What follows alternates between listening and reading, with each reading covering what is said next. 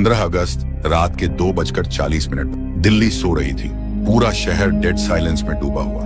लेकिन उसी वक्त एक ऐसा डिसीजन लिया जा रहा था जो साउथ एशिया का पूरा गेम बदलने वाला था। एक सिक्योर लाइन कनेक्ट होती है।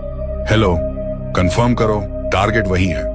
दूसरी तरफ से तुरंत जवाब आता है, सर 100% कंफर्म, कोऑर्डिनेट्स लॉक हो चुके हैं, बस आपका ऑर्डर चाहिए। फिर एक आवाज आती है, स्ट्राइक, और अगले ही सेकंड आसमान में जोरदार धमाके होने लगते हैं। जेट्स सुपरसोनिक स्पीड में बॉर्डर क्रॉस करते हैं, मिसाइल्स लॉन्च होते हैं, टारगेट्स सेकंड्स में डिस्ट्रॉय हो जाते हैं। सब कुछ इतना फास्ट होता है कि सामने वाले को समझने का मौका भी नहीं मिलता कि अभी हुआ क्या है। और फिर सुबह होते ही हर चैनल पर ब्रेकिंग न्यूज चलने लगती है।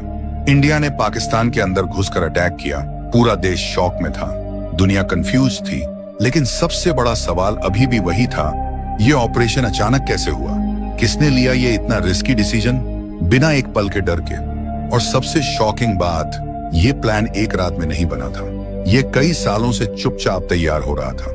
इसके पीछे था एक ऐसा आदमी जो कभी सामने नहीं आता, लेकिन हर वॉर, हर मिशन उसी के दिमाग से निकलता है। आखिर कौन है वो और उसका असली गेम क्या है? दिल्ली का वो सीक्रेट वॉर रूम और आसमान में उड़ते जेट्स, ये सब एक रात का खेल नहीं था। इस तबाही के पीछे एक ऐसा दिमाग था जिसे दुनिया आज भारत का जेम्स बॉन्ड कहती है। नाम है अजित डोभाल। कहानी शुरू होती है 1968 से। एक यंग आईपीएस अफसर केरल पुलिस में भर्ती होता है। देखने में एकदम शांत, लेकिन दिमाग किसी मास्टरमाइंड से भी तेज। उस दौर में पुलिस का मतलब सिर्फ डंडे और पावर दिखाना होता था। लेकिन इस लड़के का स्टाइल बिल्कुल अलग था।